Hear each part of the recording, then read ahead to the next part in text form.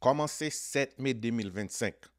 Sou pa gen sa yo rele yon Rio ID ou pap ka pran avyon komersyal yo. Nan video sa, mwen pal bo tout detay ki jan ou menm pou konen sou gen Rio ID ou sinon sou pa gen yon ki lot dokiman ko ka itilize pou voyaje. Yon Rio ID se yon lisans ko genyen e nan tet lisans lan pou identifiye pou konen se son Rio ID ke liye ou apwe li gen yon etwal. Si wap gade video sa, ou rale lisans ou sinon rale state ID ou gade ou pawe etwal la nan state ID sa ou sinon nan lisans lan, map konseyo ale tout droit nan DMV pou ou même pou al chanje lisans pou make sure que ou genyen sa yo rele yon Rio ID. Rio ID sa, se li wap bezwen le wap voyaje pour aller dans n'importe l'autre pays, ou sinon soit voyager pour quitter yon state pour aller dans l'autre state, ou sinon pour quitter yon ville pour aller dans l'autre ville.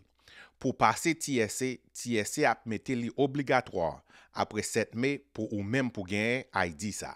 Et si ou pas gagner ID ça, on dit que ou son moun qui a vivre là illégalement, mais ou non state qui bon autorisation pour gagner un driver's license. Ou sinon tout, ou gen droit pas gagner un license même, ou sinon pas gon state ID. Mais ou ta reme voyager par avion de yon ville avec yon l'autre ville. Mais qui sont ka fait?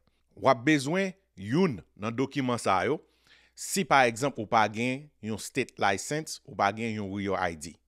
Document sa yo ou ka utiliser yo pour identifier tête ou lo passé nan TSA pour aller prendre avion pour al koto pour aller ya.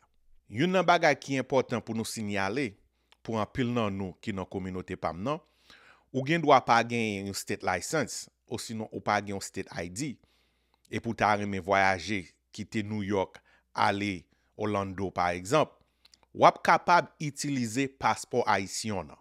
Parce que yon nan document ko ka utiliser si ou pas gen Rio ID, c'est yon passeport.